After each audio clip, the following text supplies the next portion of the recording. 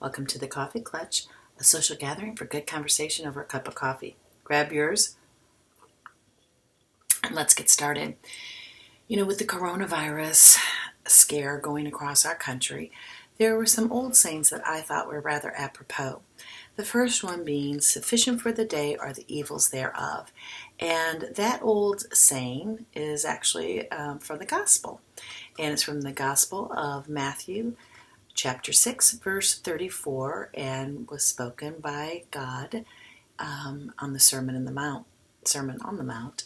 And it was sufficient for the day are the evils thereof. And why is this apropos at this particular time? Well, because I think in times like this, it's so easy to begin to catastrophize everything. Oh my gosh, if we have to stay inside for 14 days, what if we have to stay inside for a month? What if we have to stay inside for 3 months? What's going to happen? And we can just start spinning scenarios out of control, all based on conjecture, no real fact, and it brings a lot of anxiety to you and to your family that's really unnecessary. Focus on the things for today. Focus on the things that you can do today and whatever challenges you have. So instead of considering how long am I going to be in the house, am I going to be here forever, just thinking about today. Enjoying today, actually. Sometimes we waste a lot of time worrying about the future when the future will take care of itself. We don't know what the future holds. So be at peace, be calm. Really do look at it as a little extra free time. I know there's going to be an economic impact on some people, and certainly more so on some than on others, and that is difficult. And hopefully people have saved for that rainy day, because this is that rainy day. I don't know that people could have really ever saved to prepare for a situation like this, but hopefully they'll be able to get through the next few days or few weeks, whatever it might be.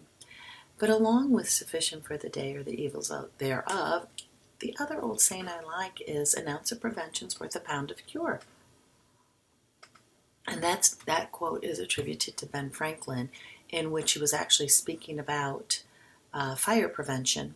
And in 1736, he opened or co-founded the first fire station in the country, and it was called the Union Fire Company.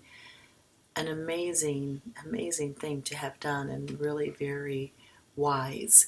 So while sufficient for the day are the evils thereof is true, it doesn't mean that we don't prepare for what might happen. In my home, we've prepared for 14 days of isolation if somebody were to come down with the illness. I have not bought enough toilet paper to last 6 months. I haven't bought enough anything to last for 6 months, except the usual store of frozen foods that I happen to have in my house anyway. But it has just become almost ridiculous, the degree to which people are trying to store things. And I think that creates more anxiety and more worry than's really necessary or is even helpful. So in these trying moments and trying days, try to take a little time to enjoy what's around you. Enjoy your home. Clean out those closets. Clean a few drawers. I have. And actually, as I was doing that, cleaning the dining room buffet drawer, I have come across just dozens of old Valentine cards from my children. That was a delight.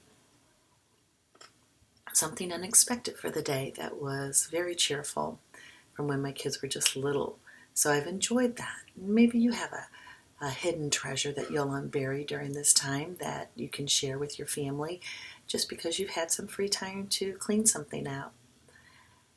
At any rate, I hope you and your family are at home enjoying the time you have together. Pull out some of those old board games, get some card games going. We played the Wheel of Fortune last night on our television set. We hadn't pulled that out in 10 years. It was fun. We had a lot of good laughs. So remember, sufficient for the day are the evils thereof. Worry about today. Let tomorrow take care of itself. An ounce of prevention's worth a pound of cure. Be prepared. But don't panic. Enjoy the time you have. It's easy to waste it. So if you like what you've heard today, do the like.